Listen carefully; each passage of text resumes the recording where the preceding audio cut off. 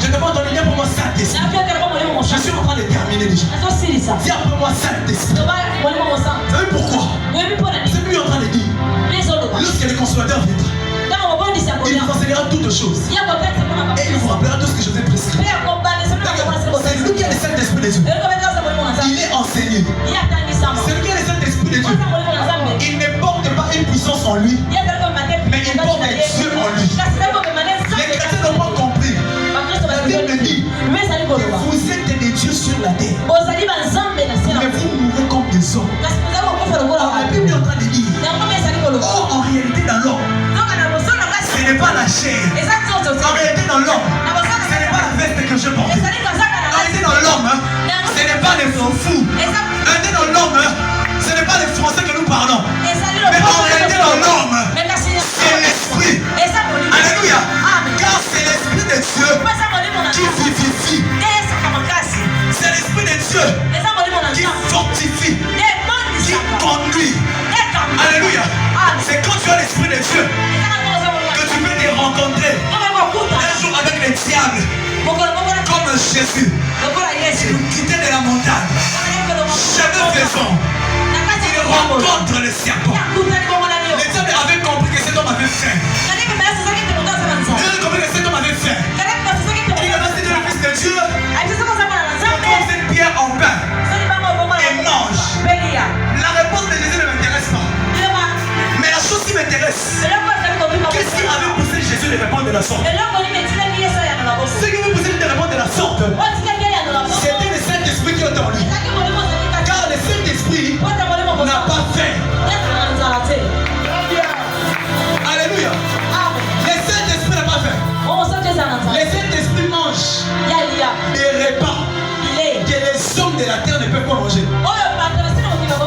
Alléluia. Le Saint-Esprit n'a pas faim.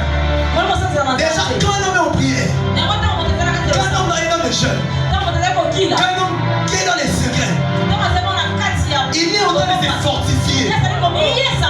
C'est moi, même si la tentation se présente devant toi, tu ne peux pas tomber. Parce qu'il me dit, petit enfant, ne craignez rien, car celui qui est en vous est plus fort que celui qui est dans ses morts. À partir de ça, je lève ma main. Je déclare dans la vie de quelqu'un, ne crains pas les sorciers de ta famille. Et qui me donne un amen? Je dis, ne crains pas les sorciers de ta famille. Comment on peut côté? Ne crains pas celui qui t'a lancé l'ultimatum.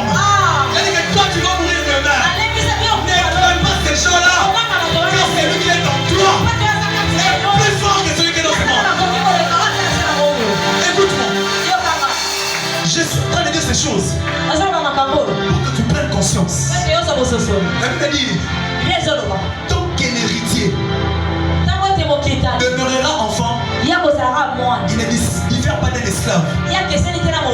Alléluia.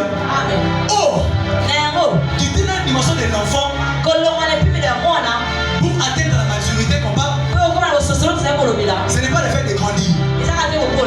Alléluia. Ne comparez pas les choses de Dieu aux choses du monde. L'héritier là, il ne doit pas grandir en âge. Mais cet héritier là doit comprendre. On parle de celui qui a compris. Alléluia. L'église doit comprendre ces choses. C'est comme ça que vous verrez que même si les autres s'opposent à toi, on aura des hommes qui seront capables de ne pas fuir, mais de s'interposer. On aura des hommes qui seront capables de relever les défis. C'est la troisième dimension de la loi des pactes spirituels. C'est l'onction. C'est pour moi l'onction.